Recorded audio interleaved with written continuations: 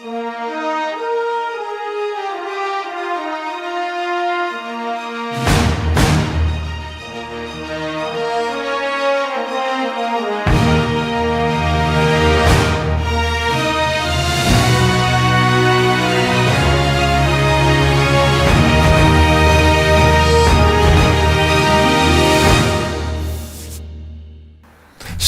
and welcome everyone to the Universal Garden of Emunah. I'm Yonatan Galed. You are beautiful people, and we're here in the holy city of Jerusalem in the Chut Shel Chesed Yeshiva, directed by our beloved teacher and spiritual guide, Rabbi Shalom Arush, who is actually the author of this amazing work of art that we're sharing. How are you people? Everything's okay? This is so amazing. You know, I hear comments from all kind of people that are learning with us and starting to see changes in their life. And we have barely started, so there's a lot of hope and a lot of things to reach yet, so I'm very, very excited. I hope you are too. And we have something very special today. But before that, we have a joke, of course, the joke of the day, of the week, whatever. It's a question. It's a silly joke, I know, but to make us smile a little bit. It's a question. Listen carefully. This is ridiculous, but we'll do it. How do mountains see? How do mountains see? They peak. Okay, that was sad. Okay, never mind. They peak, you understand? Okay. If Alex understood the joke, so we all understood. If you have better jokes, you can send them to us to Yonatan, YONATAN .jokes@gmail.com. And if you have any kind of comments, or you are one of the winners of the week's raffle that we will announce at the end of the class, you can write us to Yonatan.Emunah, that is EMUNA @gmail.com. Excellent. So let's continue with our reading, with what we're learning. We're actually in chapter 2, because the first chapter is the introduction.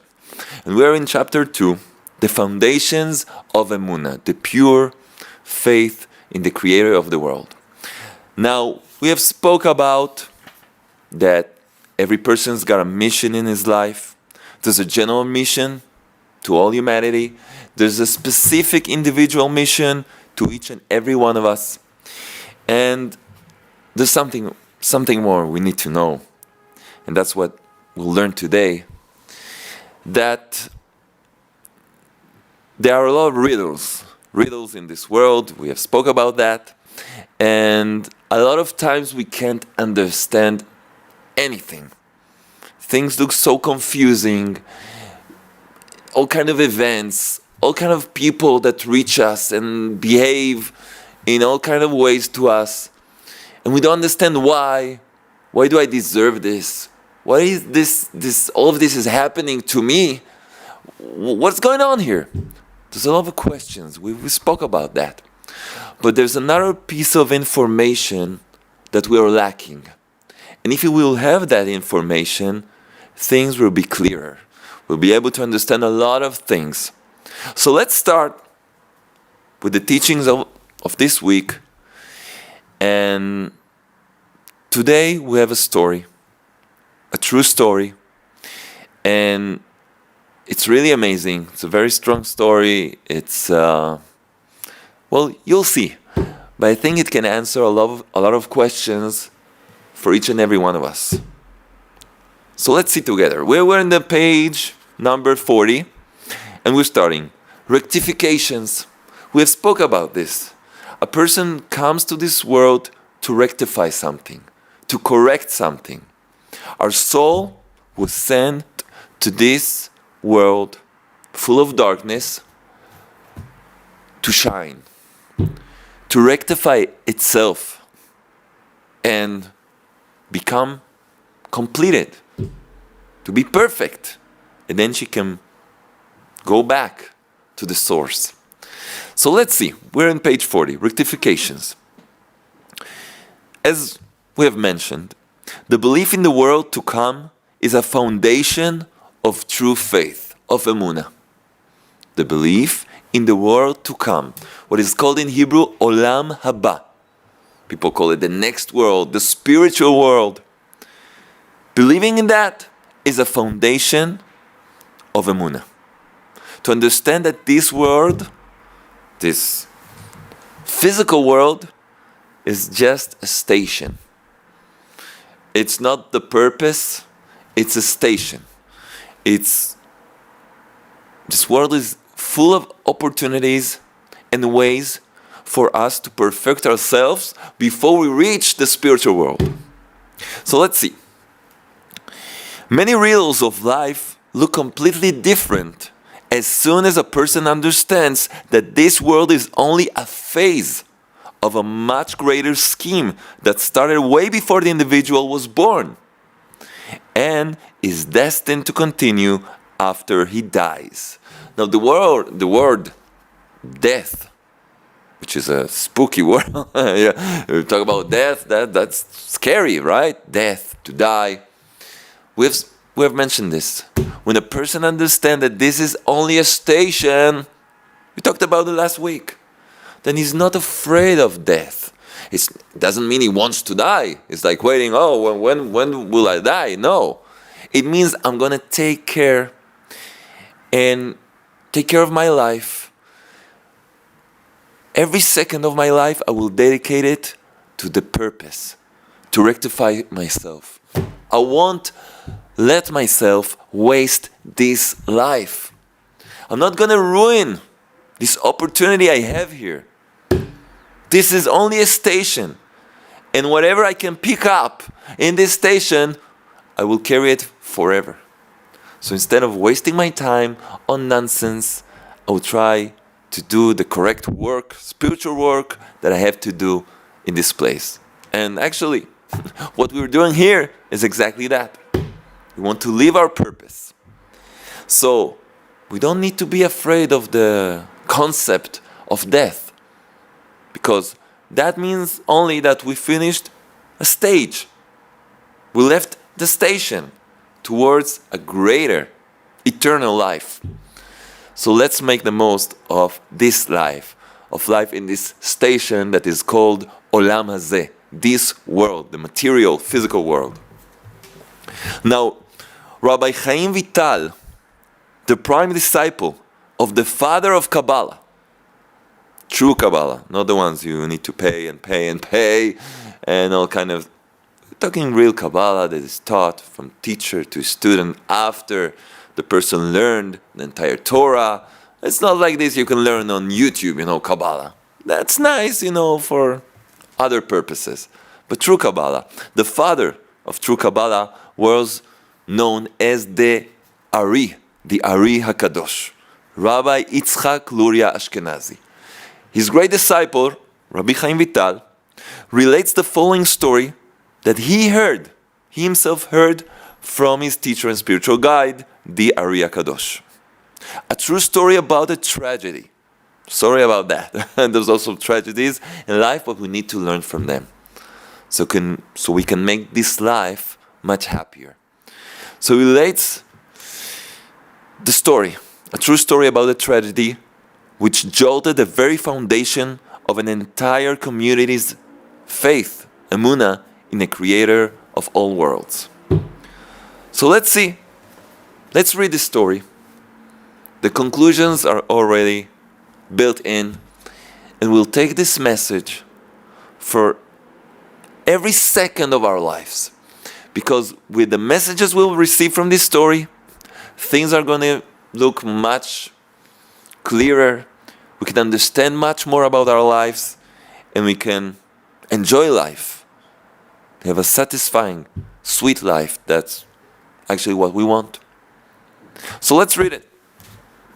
This is a story again by the Ari HaKadosh, Rabbi Yitzchak Luria Ashkenazi, that he told it to his disciple, Rabbi Chaim Vital. And now we're sharing it together here. A beautiful young lady, daughter of one of the community's most prestigious and respected families, married a righteous merchant, a man of charity and compassion, Sounds perfect. The early years of their marriage were blessed with happiness, abundance, and children. The modest wife became a wonderful mother, utilizing every free minute of her busy schedule to pray or to care for the community's poor. She used to do what we call in Hebrew chesed. Chesed, loving kindness, acts of loving kindness. So she used to pray, to read the Psalms, Tehillim, or to care for the community's poor and underprivileged people. The husband, whose successful commerce carried him to surrounding cities and hamlets, gave enormous amounts of charities all across the country. They didn't just work for the money to be rich, they helped other people. So he used to give charities all across the country, easing the suffering of thousands of peoples, thousands of impoverished people, poor people. He used to give them money, help them, and not only with money, with a good word, sometimes with a hug. Sometimes you can give charity, to do an act of loving kindness without money, without a credit card. Just hug someone that needs it, your fellow man, a person that is in pain. They did just that. They helped everyone they could. But suddenly, disaster struck. Boom. Their home, a bright beacon of charity, good deeds, and loving kindness, became the scene of agony. A drunken soldier, viciously attacked, mutilated, and murdered the couple's 3-year-old son. Out of nowhere, their son was murdered. A 3-year-old son, a pure angel. The entire community was appalled. Everyone was in shock. No one could believe it. Thousands came to console the grief-stricken parents, including the nation's leading scholars and spiritual leaders. Everybody came to try to strengthen, to help the family. But no one understood. No one understood. How can it be? How can it be? Many vocalized the doubts in their hearts in public. Is this the reward? Is this the reward that such a righteous couple deserves? This is what they get for helping every needy person they come across? This is the prize? Why did the Creator, why did God do something so horrendous like that to them? Why did a poor little toddler have to suffer so severely? What did he do? An innocent child. What is this? Where's justice here? What's going on? This is crazy. Others harbored malice in their hearts against the Creator, against God, which weakened their faith and distanced them from Him. They started losing their Emunah, the pure, simple faith in the Creator. But listen to this. Despite the indescribable pain, the couple reacted with total Emunah. Total Emunah. Capitulation and loving acceptance of the divine decree. They continued with their righteous lifestyle as if nothing had changed. What amazing people. They just continued. The wife with her acts of loving kindness, and the husband with his spiritual growth and magnificent charity. They continued their life like nothing had happened. Of course, they had the pain. They felt the loss, But they decided we're going to continue. We're going to live on and continue with our good deeds. Amazing. An example to everyone.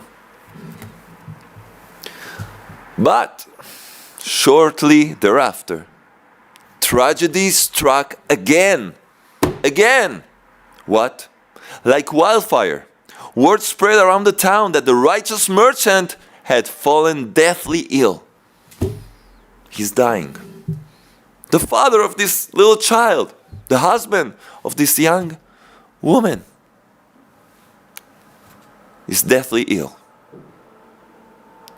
All the local synagogues mobilized their members in round-the-clock prayer vigils, praying without stops. Tehillim, psalms, being read. People tearing heavens with their prayers. Please, King of the universe, help this husband. They just lost their child. Save them, help them. Help this husband. Have mercy on his wife, on all the other children. Please. Everyone loved the merchant. Almost every person in town had benefited from his generosity at one time or another. Understandably, the cries of the community pierced the very thresholds of the heavens. So, what are we expecting? Good news, right? But not everything works exactly the way we expect. The pain and bewilderment of the entire town reached new heights when word of the righteous merchant's death became common knowledge. Such a young man, at the prime of his life. Didn't he suffer enough? He's losing his little child, his little son, in such a brutal way. A lot of questions. He did nothing but good deeds his entire life. He helped everyone. He's the last person I would expect something bad will happen to him. You know how many wicked people are, all around us? People that hurt each other, hurt others, use their money, their wealth to do bad. This person was the opposite. He just helped and helped on his own expense. The money he earned, he gave to others. So what is this? What is going on here?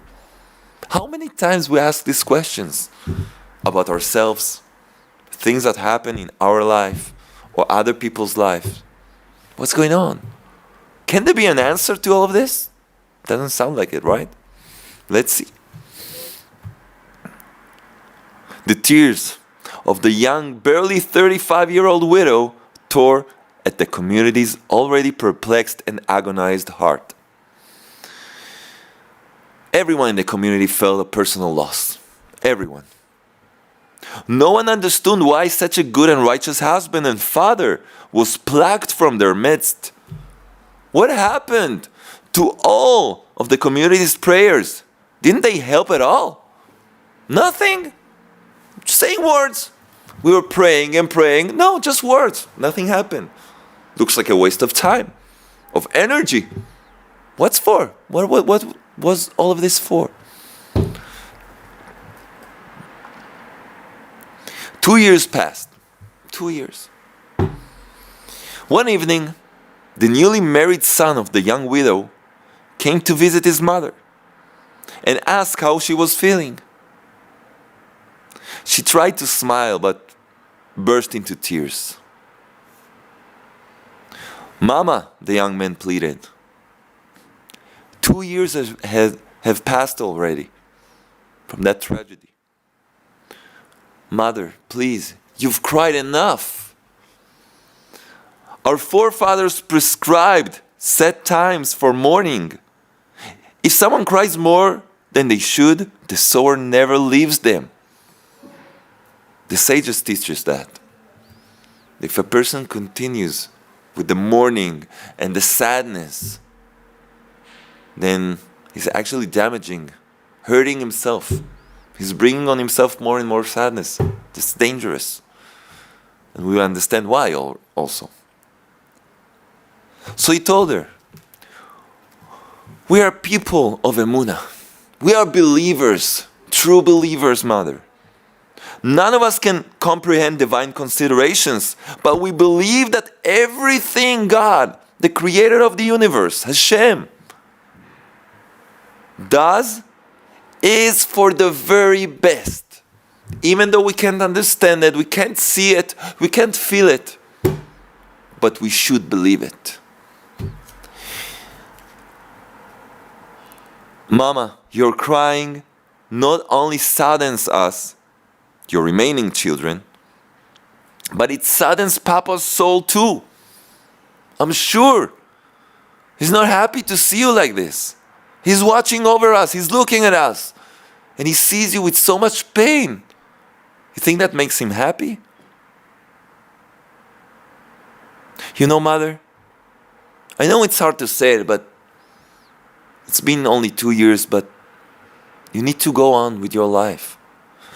The matchmakers have been chasing after you with several good proposals, so you can start a new life. And you've been avoiding them. Mama, please, I beg you, you must continue on with your life. We are your children want it for you. We want you to marry again. We want you are young. We want to see you happy. And I'm sure Father wants that also for you. The young widow took a deep breath. And she decided, enough! Enough! Enough with this crying. Enough with this mourning, with this suffering. Enough. She made a firm resolve to overcome the sorrow. An encouraging thought flashed across her mind. And listen to this thought that should be present in our lives always, especially in the hard times. Listen to this. She made a firm resolve to overcome the sorrow. An encouraging thought flashed across her mind. Am I more merciful than God? Am I more merciful than God? Than the Creator? The one who created all the good things? He's the master of having love towards his children, of everything. Mercifulness. He is the master of that. Am I more merciful than God? Of course not. Of course not. I've always trusted in him. So why shouldn't I be happy? If he did that to me, it was with love. In a merciful way, which I can't comprehend. I can't. But I can trust in him. Have faith in him. And then, to the relief of her worried children, that very day, Mother became a new person. This young lady changed completely. This was the very best thing that could have happened in their lives, the lives of her children. For the first time in 2 years, the widow fell asleep with a smile on her lips. With a smile. She slept soundly and peacefully. She realized that her lack of true faith, her lack of Emunah, not her husband's absence, the lack of Emunah was responsible for the gap in her heart. And now the gap was filled again. Filled again with what? With Emunah. The pure, simple faith in the Creator. That He does everything. And everything that He does is for the best of each and every one of us. She began trusting in Him again. Relying on Him, believing in Him. And she could sleep with a smile for the first time in 2 years. And then she had a dream. Now listen to this. The answers are on their way. She saw herself standing in an exotic garden of supernatural beauty, and she understood this must be the next world. Heaven, paradise, whatever you'll call it. Standing among the aromatic flowering trees, she saw an image of an old man with a long beard who radiated brilliantly. Who is that? He approached her and asked if she'd like to see her deceased husband. Of course, she nodded in affirmative. He led her to a magnificent palace where a young man was giving a deep spiritual lecture to thousands of elderly righteous souls. Thousands of souls. And this young man is giving them classes of Emunah, of Torah. Spiritual guidance, what is that? When the lecture was over, suddenly the lecturer approached her. And it was her husband. She couldn't believe it. Young, strong, shining, smiling. My husband, my dearest husband. She hugged him. She couldn't believe it. Dearest husband, she exclaimed. I can't believe I'm seeing you. But why? Why did you leave me alone at such an early stage in our lives? Why? And how have you become the teacher of so many righteous souls? With all due respect, you were a merchant. A simple man, a righteous man, an upright man. But you weren't never a clergyman or scholar that you can teach others. You were a good person, really, but not a spiritual guide or teacher. What's going on here? I don't understand a thing. The husband smiled.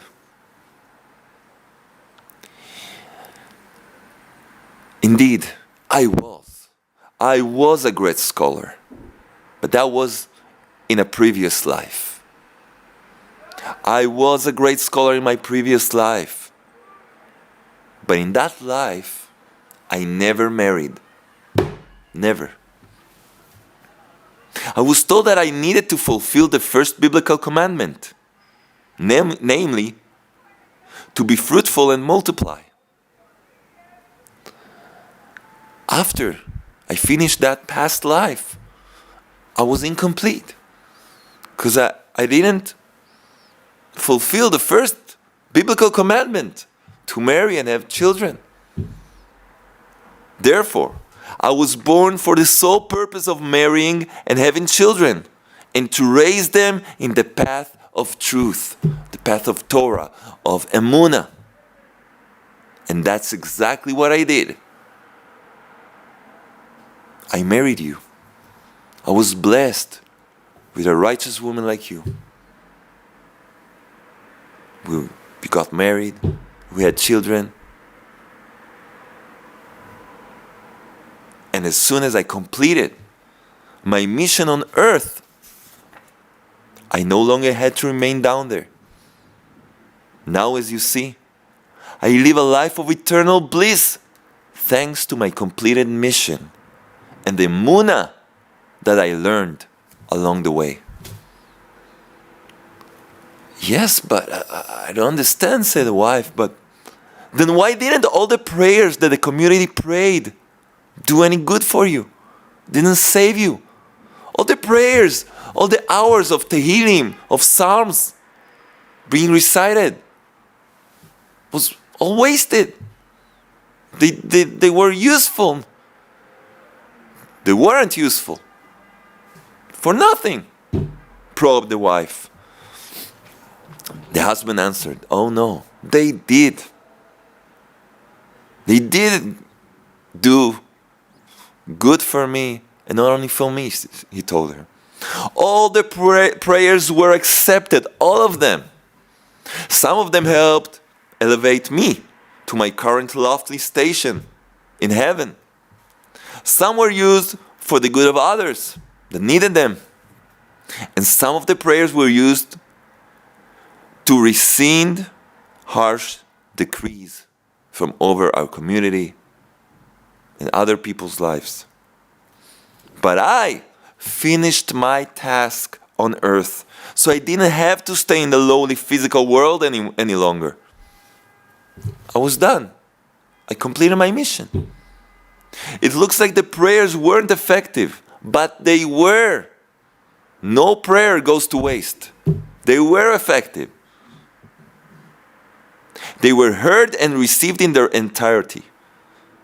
Since my job was over, I had to leave the physical world.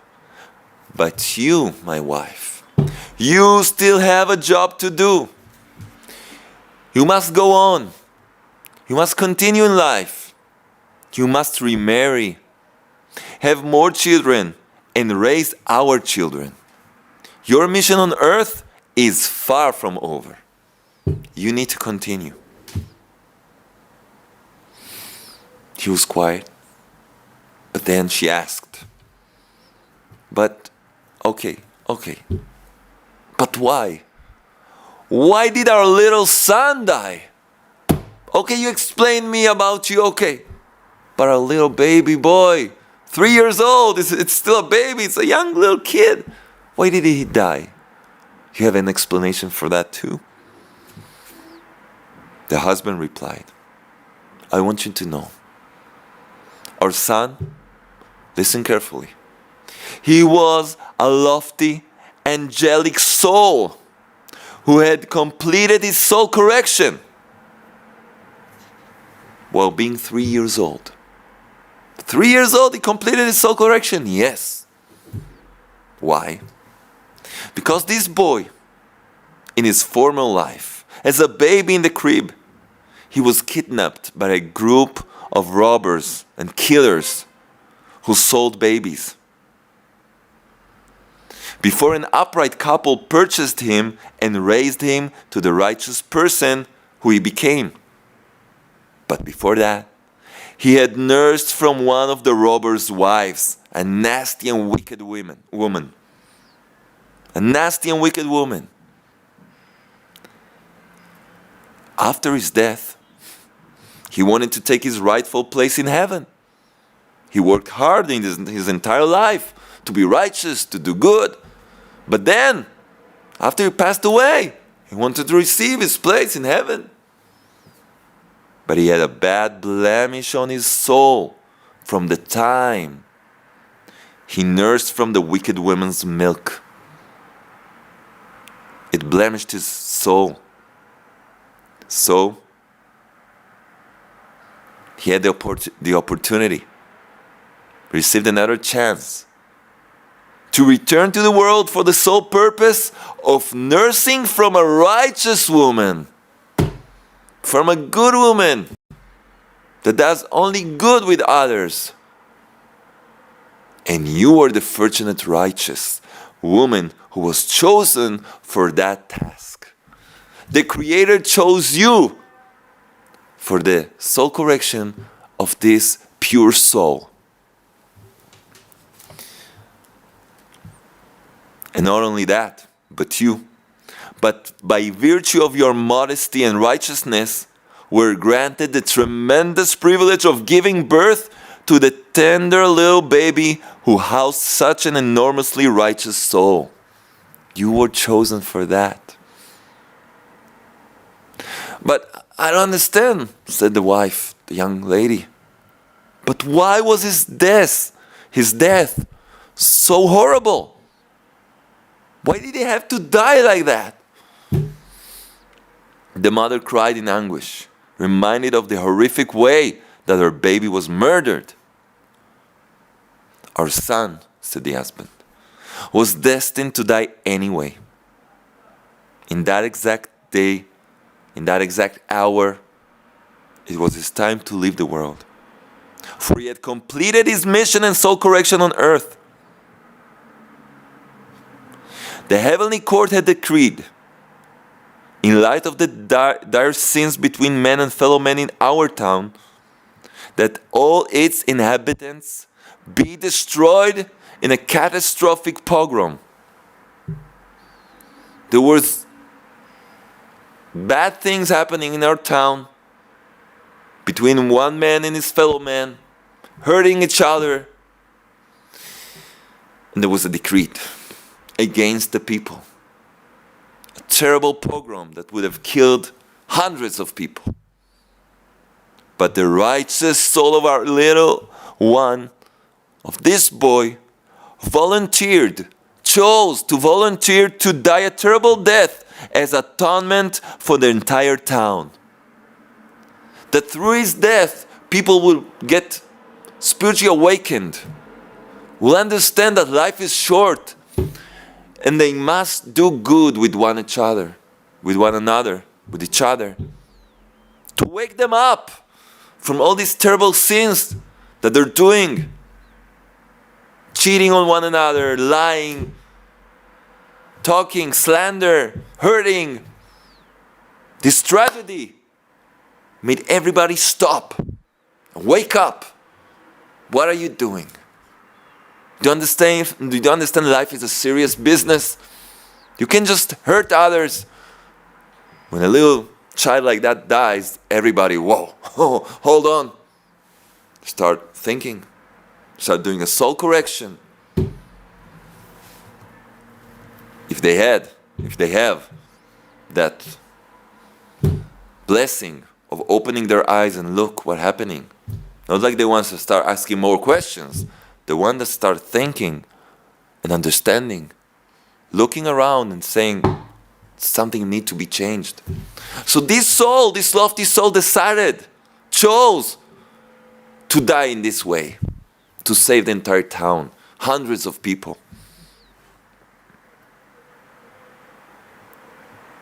To die as an atonement for the entire town. He became a righteous martyr and sanctified himself as a public sacrifice. Because by his death, people woke up spiritually after all the questions and everything that was happening. People understood that they need to start making changes, loving each other, helping each other. They became united. They started doing things for others. And he actually saved them. And now, no one is allowed to reach his lofty abode except for me, since I was his father. And when your time comes, you as his mother will also be allowed. You can't imagine the bliss of the divine light which surrounds our son. You don't know what he reached spiritually. And that's what the husband that was in such a lofty level tells the mother. He that is he reached such a high level, he is allowed sometimes to go up to visit his son that is in a much higher place. The husband faded away. Before he departed, his voice reverberated, and he said, "Only by virtue of your reinforced Emunah was I revealed to you. As long as you were in a cloud of sadness, you almost lost another child. All my requests to be revealed to you were refused. My mission on earth has been completed, but you still have much to do. Go, remarry, and live a life of Emunah and joy. Go with my blessing. Farewell." The husband's image disappeared completely. The widow awakened. She felt like she was born anew. She realized that her questions, as well as the rest of the town's questions, and ours hopefully, were needless. If the Torah, the Bible, teaches us that the Creator is righteous and just, then there's no need to wonder why He does what He does. Because He knows what He's doing. And He's doing it for our benefit, even though we can't understand it, as we will learn. Those of us who don't merit revelations in our sleep, like me, should strive to strengthen our Emunah. The knowledge that the Creator does everything for our eternal benefit should be engraved in our hearts and minds. This is very emotional. I have also something very personal about this story, but I think I will tell you that in the future. I know some people can hear this and say, what? But why? Why like this? And what? We're just in the beginning. We just started learning. But we must understand one thing. There's someone that is directing everything. That everything in it is in His hands and wants only the best for us, even though we can't understand His actions.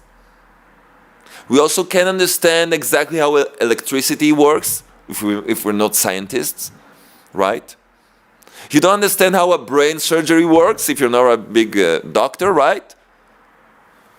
So what the Creator does, which is much more than anything a scientist or a doctor can do, no human being can understand. But we can do one thing. Trust in Him. Believe in Him. Our Father knows what He's doing. And I'm just a little child looking at Him, depending on Him, trusting in Him and believing in my Father that He will do the best for me. And when we live like that, life is the most beautiful thing in the world. Is an amazing garden, a garden of Emunah. So, the homework for this week, I think it's, to think a little bit about what we've learned. And as we did before, think a little bit about things that happened in our lives and think how I can see it differently now with this story. And start asking from the Creator, from Hashem, God Almighty, that will help us have Emunah, pure and simple faith in Him, to start trusting in Him and living an amazing, sweet life. And now, as we do with our virtual trumpet, we're going to announce the winner of this week. And he's from Sweden. I hope I'll read your name correctly, my friend. Jeffrey, that I can read. Linderrichten. I don't know. I'm sorry, my friend. I don't know how to read it. Jeffrey Linderricht. Okay? I'm so sorry about not saying it correctly, but Jeffrey L. That'll be the best. Jeffrey L. Linderricht from Sweden. You just won the book, The Universal Garden of Emunah. And we will send it to you if you will write us to yonatan.emunah@gmail.com with all your details and address and whatever. And we'll send you the book. You deserve it. But the biggest prize, you know what it is, people? Beautiful people. You are beautiful people. One day I will explain to you exactly why, if you don't know already. You know what? The biggest prize is when we can share together this divine knowledge and live according to it. That's the biggest prize. So if you're watching this series, this spiritual workshop, taking it to practice, then we won the lottery, the biggest prize. So let's start working on ourselves. Let's start smiling, because Daddy, Big Daddy, our Father in heaven, loves us, cares for us, wants the best for us.